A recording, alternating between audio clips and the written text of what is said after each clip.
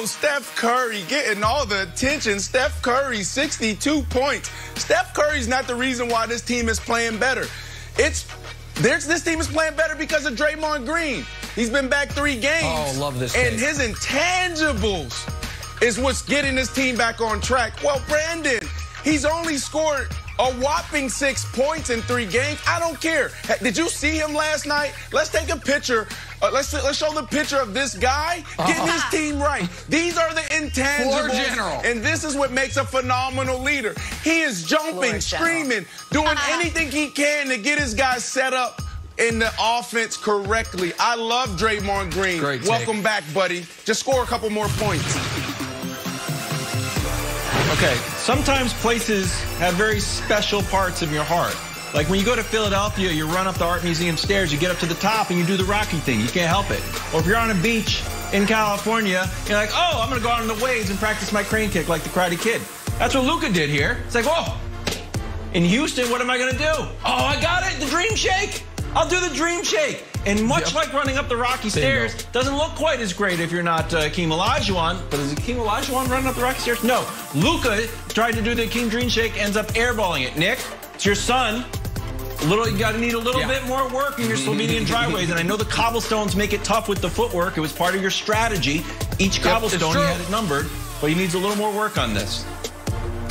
Hey, listen, when you're as good as my large adult Slovenian son is, you can work some stuff out during games and still end up with a 36-point triple-double. Sure. Great to have Luka back. Great to have all of a sudden my Luka MVP future showing a little life after a rough start. This was not a great shot, though. This is not a great shot, Wilds. You're right about that. All right, so Philly. I picked them to go to the NBA Finals. A lot of people thought they'd trade for James Harden. Right now, they're like, why trade for James Harden? We're 6-1. We're awesome. Have they played the toughest schedule? No, but so what? So they're whooping the Hornets last night, so much so they're like, hey, starters, you can have the 4th quarter off. NBC Sports Philly social media says this is an opportunity for some cross-sports synergy. Sixers taking their starters out. No one tell the Giants. Twitter user, Giants fan, I know it because Lawrence Taylor's avatar says begging for interactions, I see. Is NBC Sports Philly done? Nope. Over the top rope, begging for the playoffs we see. This is what I like from my anonymous brands. I like them picking on random civilians. Make that man feel his pain. Make him yearn for the days of when Big Blue wasn't an embarrassment, begging for wins as a 6-win team. Great job, NBC Sports Philly. I like it. Hey, I was watching the Miami game last night. I'm looking at these uniforms, and I'm getting increasingly irate just watching what they decided to use as their throwback, throw here, whatever those uniforms are. And I thought about what that yin-yang pool must have been like in the R&D lab. Like, hey, we want something fun and flashy and flamboyant, like a flamingo. No, we want something conservative and strict and blue-ish, like the Eastern Conference champions. No, flamingo. No, Eastern Conference champs. Flamingo, Eastern Conference. I have an idea. We'll go halvesies. Don't make a decision. Make no decision. The non-decision decision. No. I don't like halvesies on sneakers. I don't like halvesies on shorts. I don't use half and half in my coffee. Make a decision. Move forward. Just like I tell my kids, you don't be wishy-washy. Pick a color, stand by it, embrace it, and then take yourself back to the finals again. That's all I have to say. Half pepperoni, half sausage? I don't like it on anything. No. Pick one, enjoy it, make it your thing.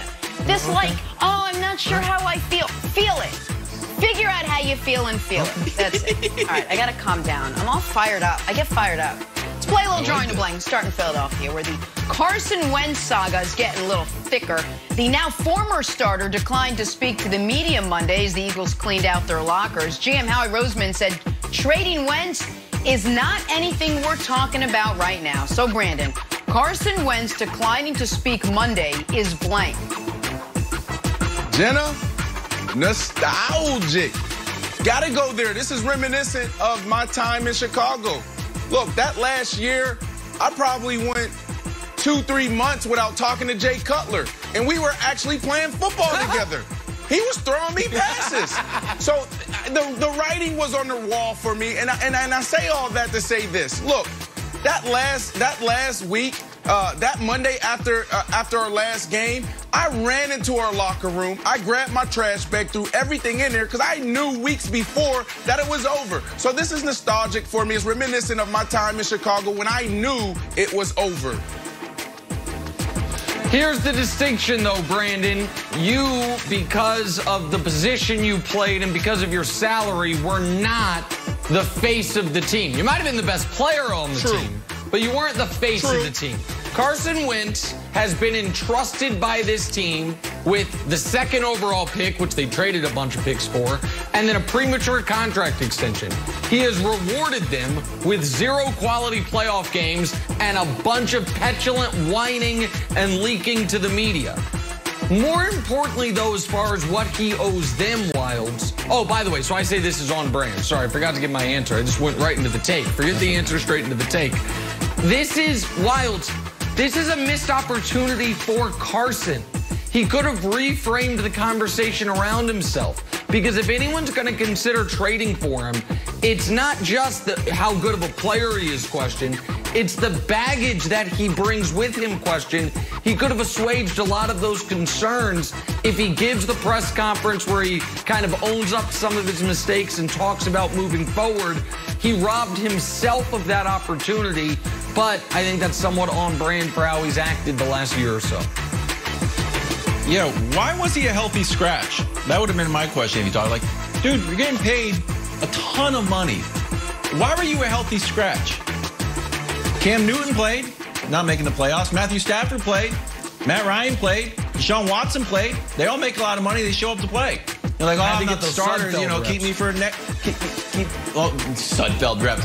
This whole thing could have been avoided because you could have pulled Jalen legit like they pulled Tua out.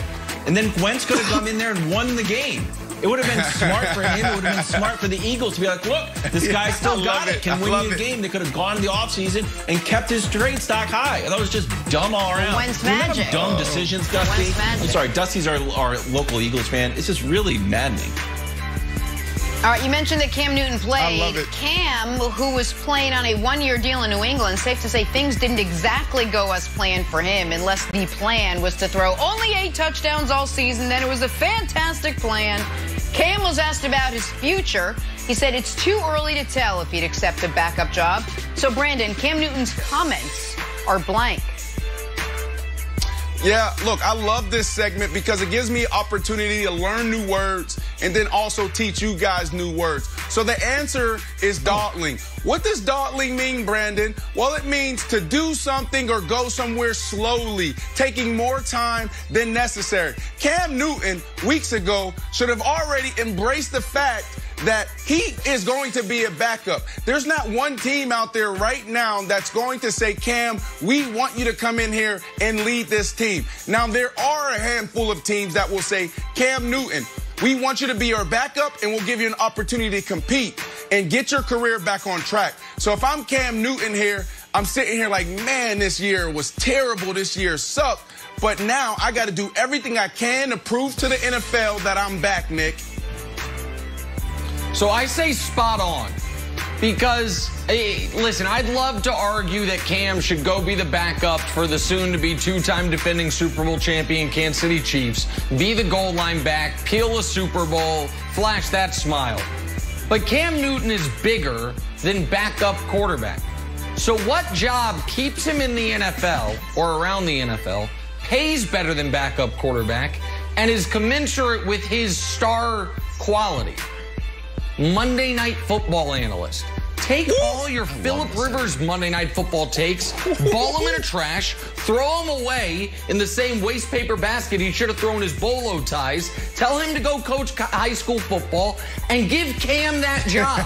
Cam's worn many hats, literally and figuratively, in his career. He can wear a new one while wearing some of his older hats. Monday Night Football analyst. He would, A, he could prove to the league how well he sees the game. B, he would add a flair we have not had in a booth aside from the couple of Aqib Talib games we got this year, thanks to Fox. Great job, by the way, of our friend Aqib in a very long time.